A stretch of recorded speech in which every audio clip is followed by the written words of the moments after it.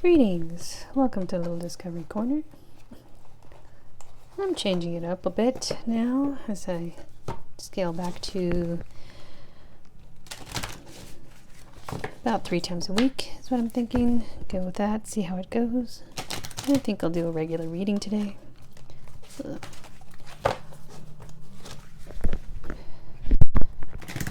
Now, I had seen last reading I saw in my mind's eye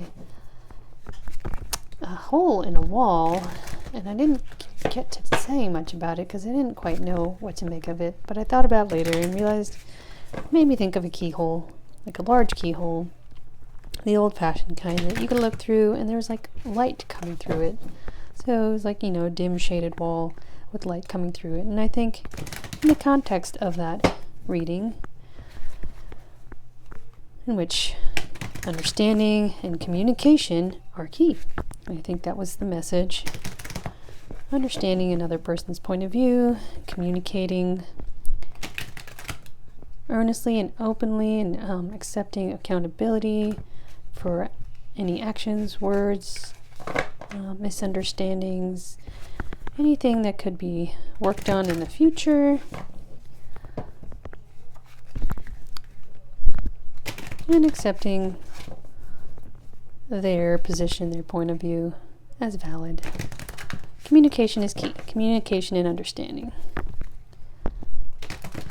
Alright, let's see. Yes, you want to communicate. And cut through the BS. Cut through the resistance, the naysayers, including that within your own mind. Follow your intuition and your heart to your happy ending, which I'd venture to guess involves this feminine energy. This blonde lady, Queen of Cups, often comes up, and I take it as an external energy who may be on your mind. But you are in kind of a space of loss, emotional loss, trying to manifest a new beginning after a big breakdown, which resulted in heartache. And you kind of being lost in the forest, dark night forest of your emotions, and having to face your fears and your hang-ups and sort through them. Yeah, King of Swords can be someone who's quite confident in their communication and their values and beliefs, but it can also be someone who's stubborn and unbudging. So, facing your fears, the big ocean, your big scary ocean of feelings, can be a matter of striking the balance between the two, like figuring out which side you're on between the two possibilities. Are you confident in your sense of self, or have you just been stubborn and digging your heels in a situation? All right.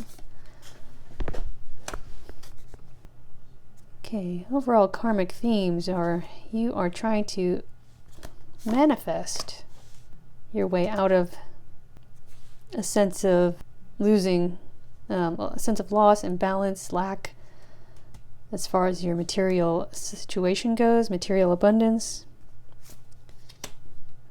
into a more secure place. And you're trying to figure out what options to take, what path to take, where you need to go. And it's a bit of a heavy burden. Yes, trying to figure out which way to go for a new emotional beginning. What's this one? It's like the spiritual authorities are, the universe have you feeling kind of isolated, it's like you're going on an inner journey. Yes, in your own mind, trying to figure your way out of the mental prison you may feel stuck in. Okay, what next? Wild Mystics catching my eye. Has been a while since I used these.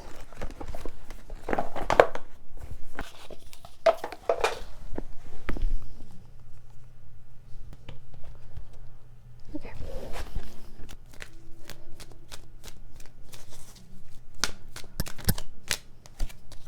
Work.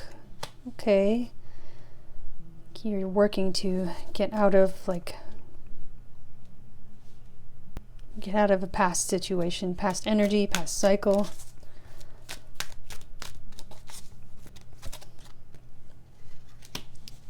Okay, things. Let me see what the book says on this one. The Badger, I think of the two-tone pattern, black and white, and maybe understandings are coming to you about your past.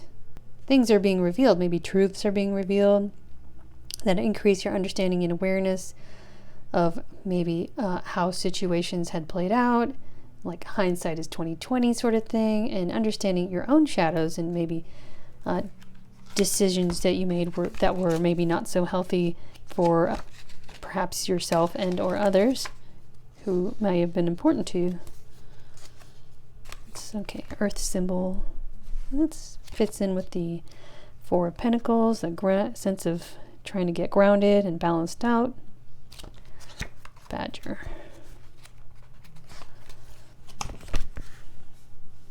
Revelation and uncovering hidden truths. This card urges you to dig deep to find the answer you seek. All right, the shadow self. Understanding the shadow self can be showing you, say, selfish decisions that could have been made. It could also be viewed as shyness, independence, or introversion, and those can also be kind of like a tendency to skirt away from, say, confrontation or problems, something I have a tendency to struggle with myself. And so, yeah, this fits right in with that Moon card. And that Tower card, you may be having epiphanies about other people and yourself and how a certain situation played out. And you're trying to work to take the lessons learned so you can move forward with communication to fix this emotional lack and heartbreak. Hunt. I feel like it's like you're hunting for the way forward. What's this, a hawk? Pursuit of one's goals. A predatory creature, the hawk is known for keen eyesight and revered for swift, decisive action. The Celts associated this bird with foresight and acuity. This card symbolizes a chase or a hunt with a fixation on a specific target, and that could fit with this. You're trying to, in the Seven of Cups, you're trying to decide which way to go, what to do next. Pursuit of a goal or outcome with a streamlined, sniper-like focus. This card may communicate that you will soon find something you once thought lost. It is a symbol of a successful hunt that has long eluded you or thought you could never achieve.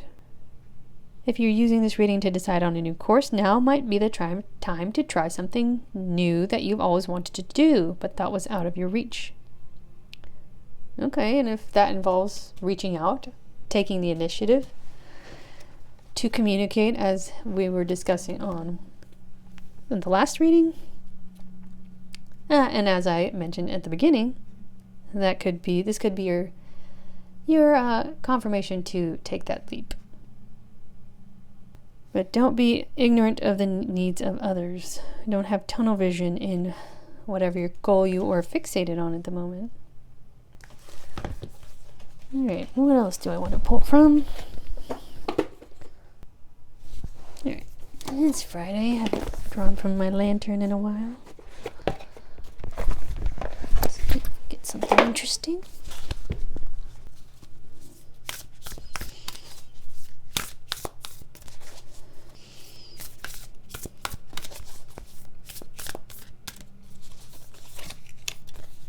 Accountability. What was I just saying a few minutes ago? Responsibility is a gift of love to yourself and others. All right.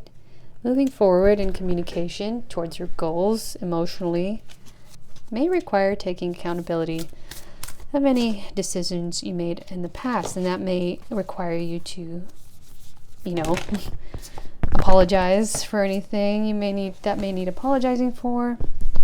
Misalignment. Miracles become normal once we face all of the aspects in our life in the same direction. Let me see what this book says. I have a feeling it has to do with balancing out.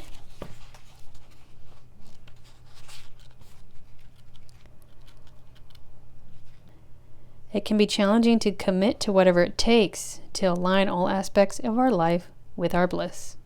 Often we are met with obstacles such as fear, fits in with the moon card, conflicting expectations from others in society, the need for ongoing discipline, the upheaval of releasing from our life all that is not aligned. That's the Tower card we saw. And determining how to make our lives sustainable once we surrender it to all the bliss of living our truth. The process of wholly aligning and integrating ourselves can feel like too much. We may be unwilling to take on the effort, risk, and loss from what this process involves. This is totally understandable. So is wanting to do it sporadically or all at once. The importance of this card is its reminder that you always have the choice to turn toward rather than away from personal alignment. Even if you take it one nuanced facet at a time, no matter how small or seemingly insignificant the detail, it matters and will make all the difference to you. First, identify where you are aligned. Place the hand that you write with on your heart and ask, what do I unconditionally love about my life? Write the answer in your journal.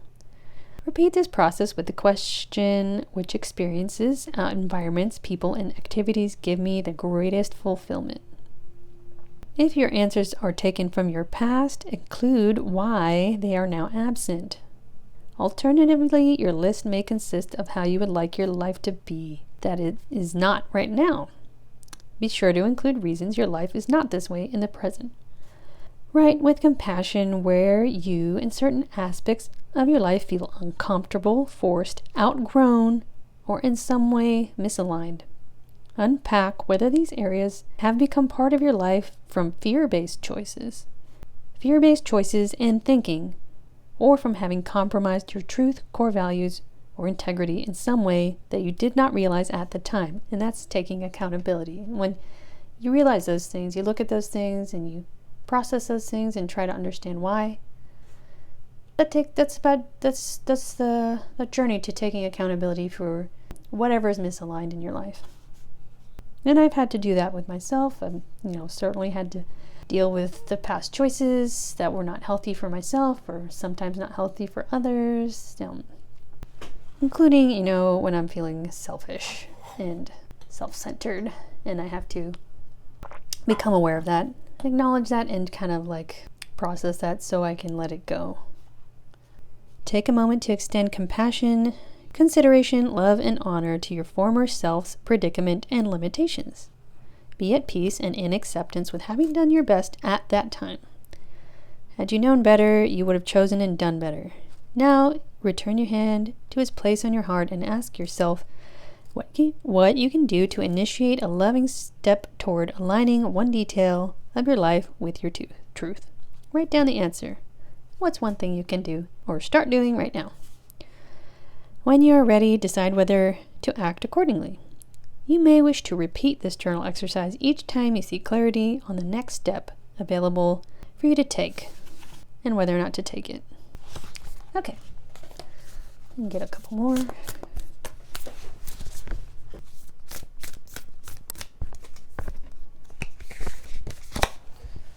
Key to intimacy. Intimate love is a core need to be met in relation to ourselves and those closest to us. The journey to intimacy often includes learning what love is not. Lantern looks kind of like a heart-shaped key. Let me read a little bit. Regardless of whether we have received unconditional love while growing up, coming to know and accept ourselves in such a manner is challenging.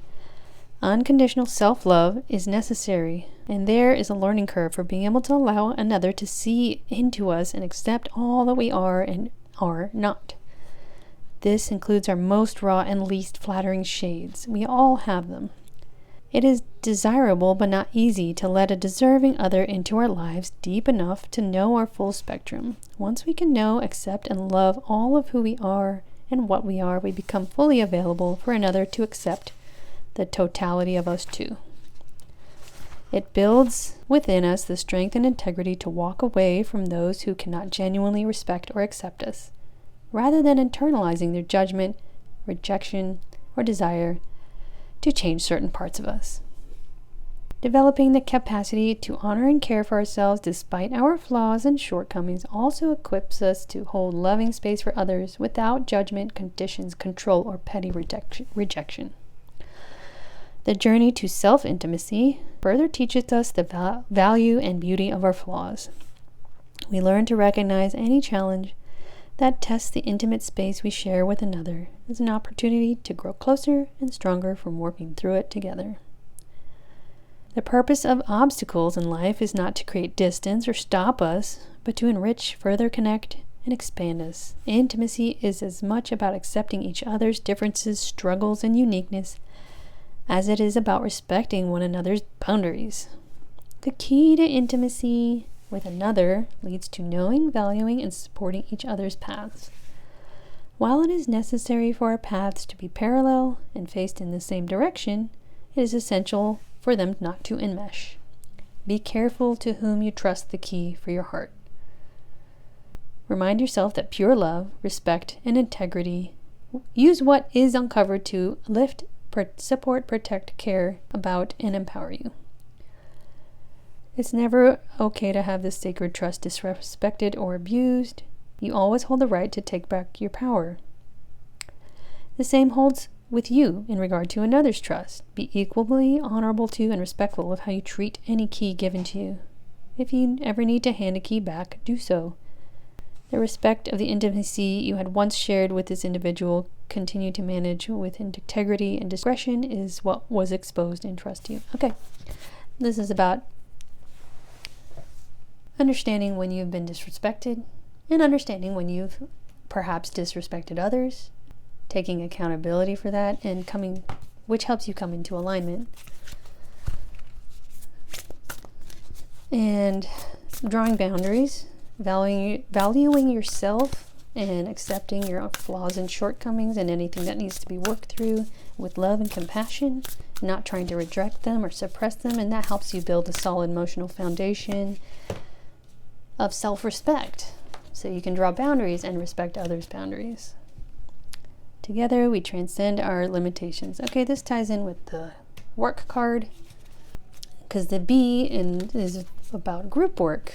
And you can look for, as I always like to say, any connections you do trust to confide in, and for support if you need help, you need ideas, or just someone to talk to, and to as a sounding board. You probably have connections like that in your life that you can talk to. Reach out to them and maybe invite them to some sort of one-on-one. And that will only deepen your connection and help you learn about intimacy with yourself and others going forward. Okay, I think I'll close out with my Moonology.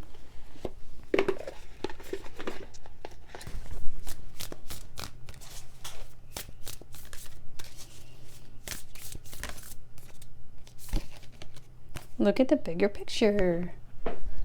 Okay, and it always makes me think of Cupid's arrow, because the moon is nice and pinky red here. Time for healing. Fits right in with everything. Doing shadow work. Examining your past actions, past decisions that led to, say, a tower moment and a heartbreak. A personal issue reaches resolution. Full moon in Cancer. And that fits right in with the moon card. Cancer is about that deep, scary ocean of your feelings, your subconscious, your motivations, your hidden secrets, and things you try to hide about yourself. bringing them to light, shining a light on them so you can take accountability, work on alignment, understand intimacy, and connect better with others. Okay, I hope that has helped someone out there today. I will see you next time.